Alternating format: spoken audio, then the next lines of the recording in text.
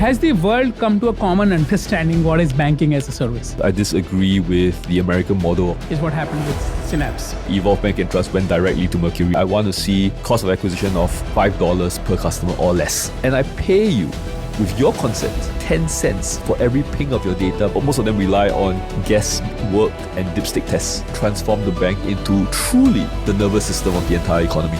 JP Morgan in the US has started selling their data to advertisers. What people will you hire? Where will you find those people? How are you going to go about creating this team? You need 50% of your team to have true banking experience. They find that their infrastructure or their legacy platforms hold them back. Intermediary BaaS might die off. Nobody loses their shirt in the model. We found customers truly very widely dispersed across all the islands of Indonesia. Yeah, the world should go about financial inclusion. Not to put lip service to it, but the reality is senior banking executives tend to not listen very well. I think you have hit the pain point of every single banking person out there.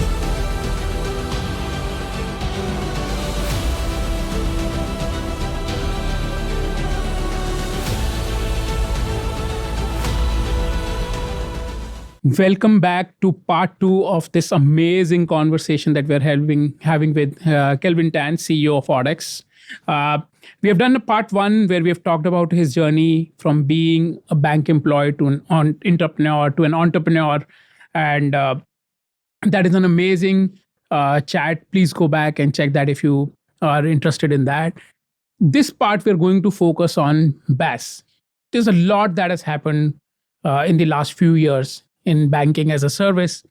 So let me ask you a question which I've asked you before.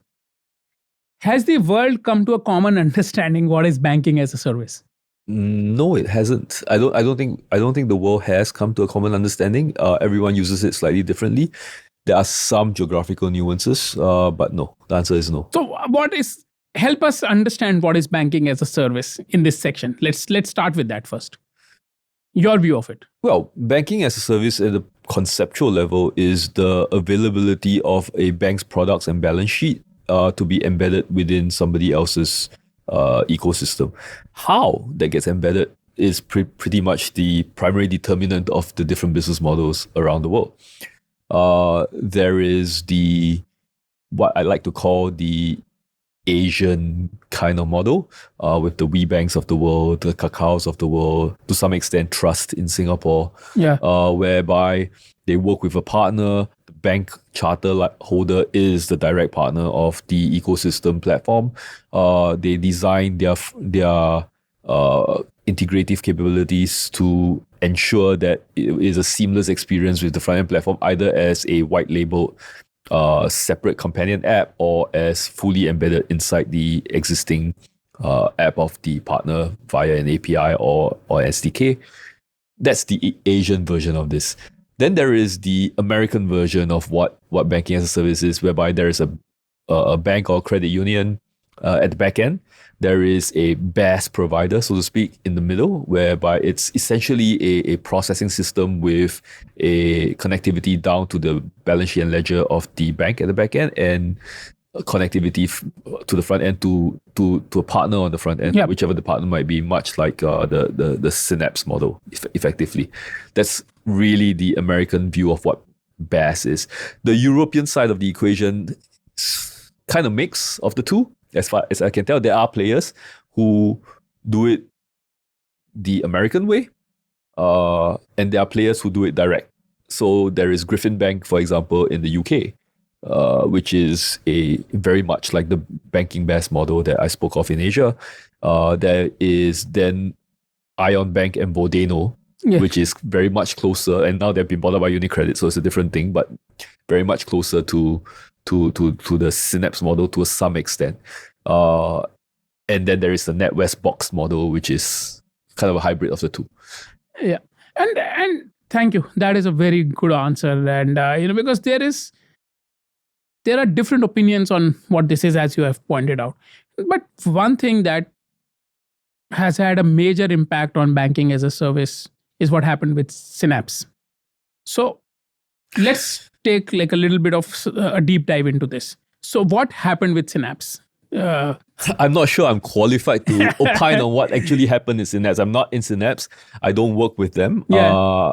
I've I mean, obviously I come across them on multiple social media sites and conversations and conferences, but I don't think I'm qualified to opine on what actually happened. Based on official reports, there seems to be some mismatch of expectation between the bank partner, Synapse, and the front end partner. In this case, I think Mercury was the guy on the front end, and then Evolve Bank and Trust was on the back end. So, because in the US, this was a very, very big deal. There is this so-called Synapse rule that FDIC came out with, etc. Did any of that travel to banking as a service providers, etc. around the world?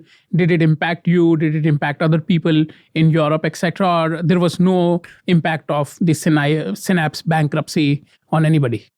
So, like I illustrated earlier, there are various different models of executing banking as a service. Okay.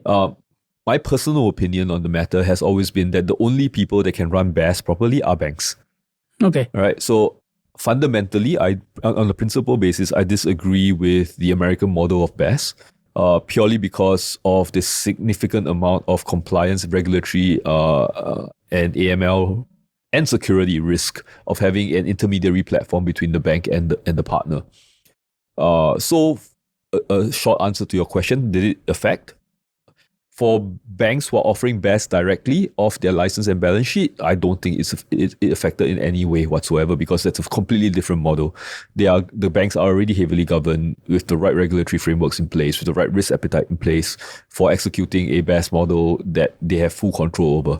In the case of the American model, the bank on the back end has very little control over what exactly is happening in the intermediary layer, what is being processed, what products are being built, and what actually runs on the front end.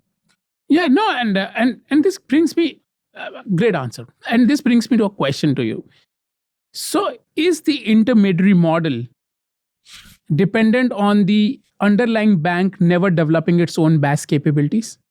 Yes, to a large extent, and from all official reports, you would know that it seems like, anyway, suggests that the disintegration in the relationship between Synapse and Evolve Bank and Trust was the fact that Evolve Bank and Trust went directly to Mercury and said, here, integrate with us and, cut out the middleman, so to speak.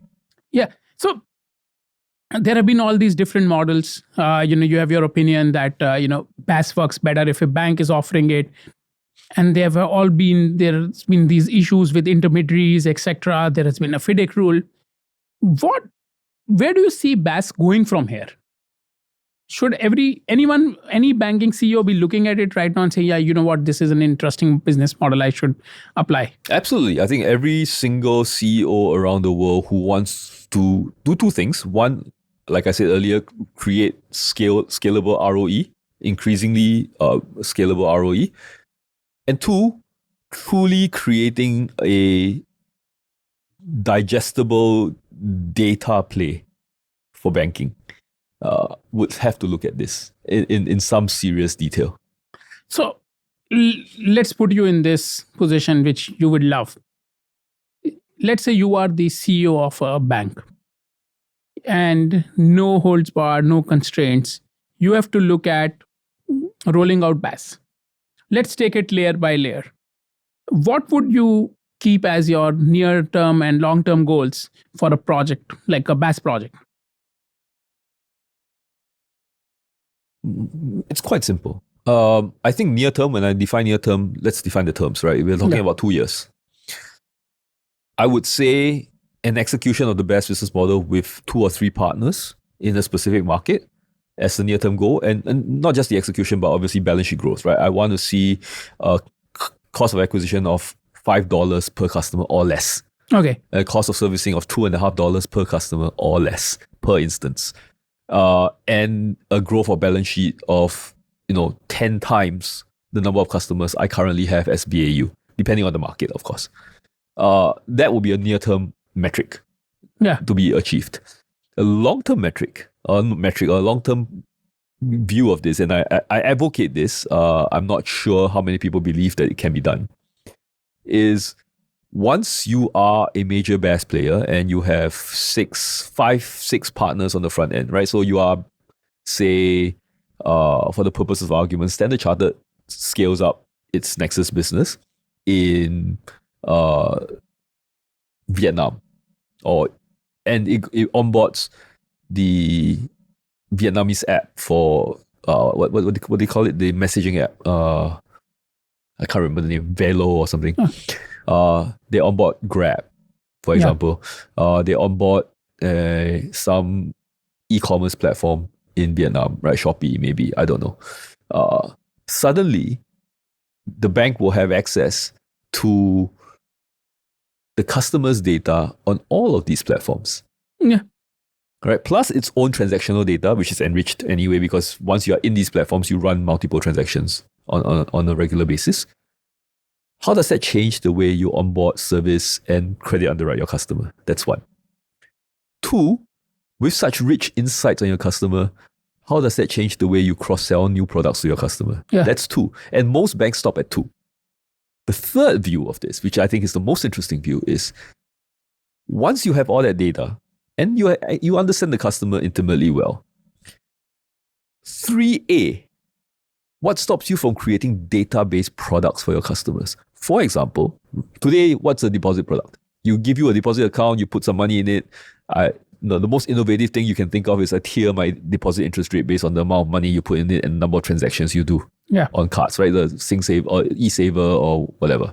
So what happens if you don't pay interest on your deposit accounts, but instead say you open a deposit account, you make it your primary transaction account, you're part of the embedded finance banking as a service network, and gives me approval to use data across multiple platforms. And I pay you with your consent 10 cents for every ping of your data by an advertiser or by an FMCG company. Yeah. Okay. Would that get better returns for the customer on the deposit base? Potentially. If could be magnitudes more interest than whatever the interest rate is prevailing of the country. Does that then change the way you create your business? What's your cost then? Your cost, if you're no longer paying out interest and you're creating revenue on the back of it, and you're paying the customer 50% of their revenue. Yeah. How does that change return on equity? So that's 3A. 3B, with all of that and creating all these innovative data products, what stops you from actually selling insights to large global logistics FMCG companies, which today most of them rely on guesswork and dipstick tests? Yeah. I mean, for the lack of a better term, how do we put large research companies out of business? Yeah. How do you transform the bank into truly the nervous system of the entire economy? That is a very interesting idea.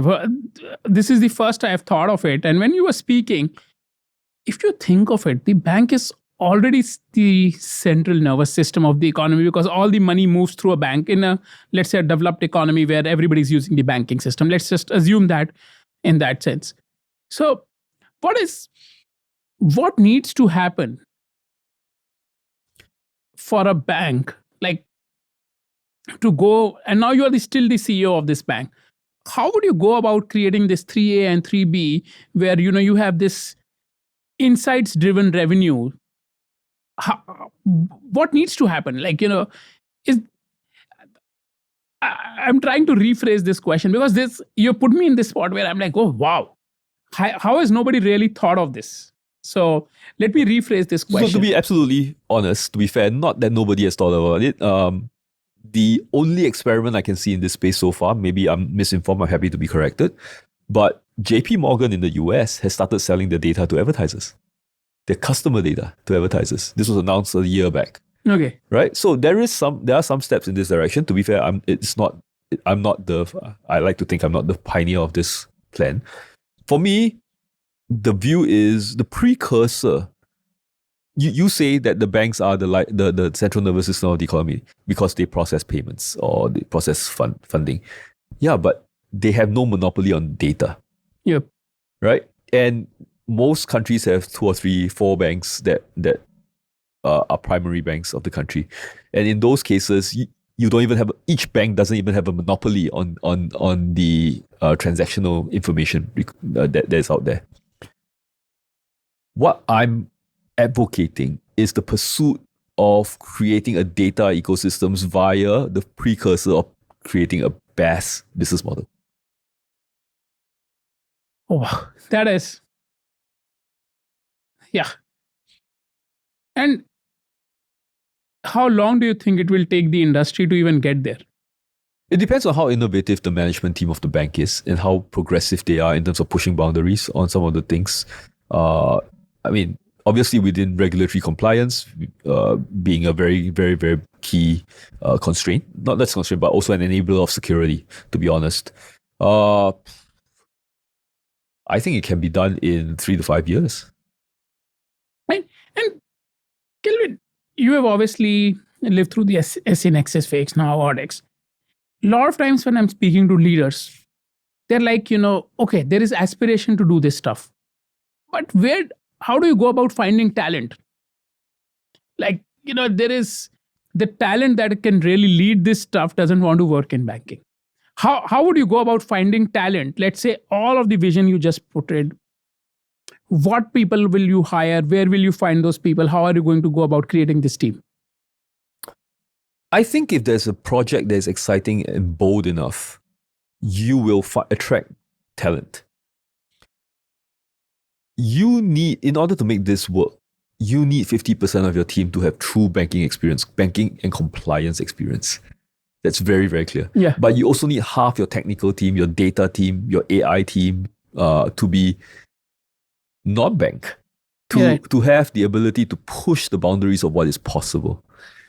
That's how I would look for talent, and that's how we've done it in Audax as well. The Audax talent mix is pretty much in that kind of a mix. So I don't think that as the biggest issue. I think being progressive enough to want to do it is the key. And the whole point of Audax is to enable banks to be able to do it. Because in most cases, when banks want to do something like this, they find that their infrastructure or their legacy platforms hold them back. And there are not that many providers out there that can give you something that is end-to-end and comprehensive and can be secure and compliant and deploy in any environment. So that's the whole point of why we do what we do, is to provide these optionality so that my, shall we say, fantasy of a business model like that might emerge somewhere around the world. So, and this is really interesting, Chad, because what you are saying or what I am understanding out of this is that BaaS is not dying, as like people are like writing it off. I think from what we've just discussed, intermediary BaaS might die off, but BaaS in itself will continue to evolve. Yes, absolutely. I mean, even now, as we speak, 3 of our clients are executing BaaS using the Audax technology stack. So I don't think that it's going to die off. I just think that more and more banks will adopt it. And the first 2 movers in most markets will dominate their market. Right. And so it's evolving. It is leading into these new business model, lower acquisition cost, and all of this. What could regulators do to support this transition? Because it is in everybody's favor that a bank is efficient, these platforms are efficient, embedded finance works seamlessly. What could regulators do here to further support banking as a service? No, I think regulators are already doing their jobs. I think regulators should continue to strongly enforce the security requirements, the cloud governance requirements, the resilience requirements of the platform, plus the business model data sharing requirements on banks, right? The job of the regulator is to protect the customers. Right. Right? It is not to protect the banks. And it's rightly so. What they should do is enforce the right standards with complete understanding of the risks involved of each one of the execution in data, in cloud, in infrastructure, and give platforms as well as end customers, individuals, SME businesses, the confidence that the banks are executing it in a secure manner so that nobody loses their shirt in the model.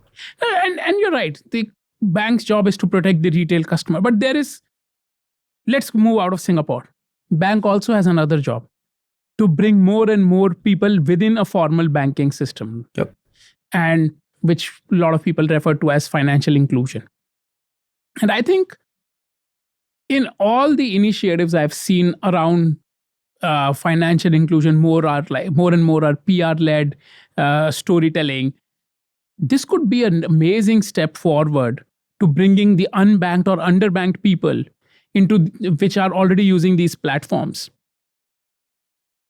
to include them in the formal financial system. No, right? absolutely. So, as somebody who's very close to this topic, what can first of all regulators do? Again, the question is back to use BaaS as a tool for financial inclusion. I don't think the regulators need to do anything other than enforce the standards that they have already established in most cases. The banks need to execute the business model in order to create the financial inclusion on the back of it. So, for example, I don't know what the numbers are now because I've been out of the bank really of SC Nexus for the last 2 odd years. But when the Bukalapak partnership first launched, almost 90%, if I remember correctly, of the customers that were onboarded were outside of the Jabodetabek area, right? Which is where the bank traditionally sources customers because it's the developed part of Indonesia. In fact, we found customers truly very widely dispersed across all the islands of Indonesia. Yeah. Which traditionally, as Standard Chartered, I don't think they would have been able to reach them. And these people generally don't have bank accounts because it's too far for them to walk to the nearest branch. And now they have a working bank account, not just a wallet, right? Which people have created access to, but an interest-bearing payments, full open loop payments bank account.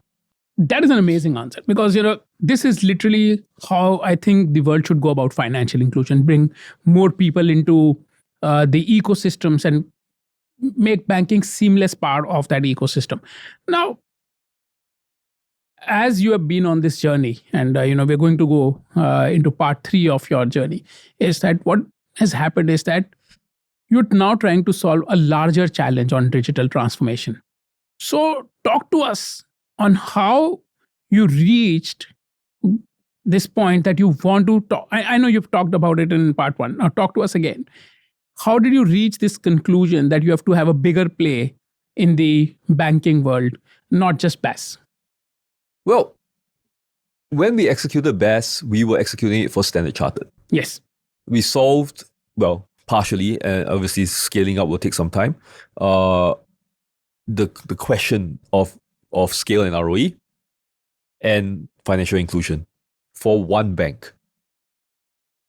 It then hit us both in terms of opportunity as well as quite possibly the right thing to do to really revolutionize the entire industry is to make that available, the technology that we've built available to banks around the world. And obviously, that cannot be done out of Standard Chartered. It has to be in a separate vehicle with this, with its own operating business and so on and so forth. And I found that was a lot more exciting because that truly, like I said, is in line with the ethos of rewiring the DNA of banking, which our major shareholder is, that is a tagline of SC Ventures. Yes. So, not to put lip service to it, but the reality is that is an aspirational aim, right?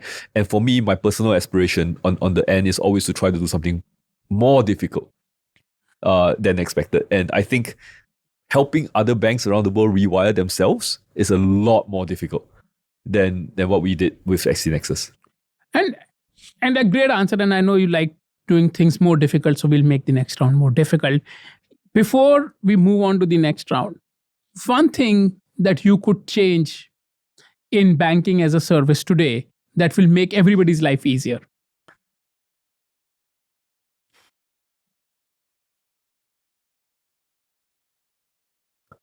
One thing that I would change in banking as a service today, honestly, I think the biggest challenge is senior banking executives' mindset over the business model. And I don't think it's banking as a service per se. I don't think it is necessarily limited to that. But in general, senior banking executives tend to not listen very well and tend to mix up concepts and terms and take a long time to come to understand what exactly is being mooted, proposed, and said. And I think if that can change, and if that tendency to interrupt or to interject on the basis of keywords or jump on keywords can change, I think you'll see a lot more progression and a lot more evolution of business models.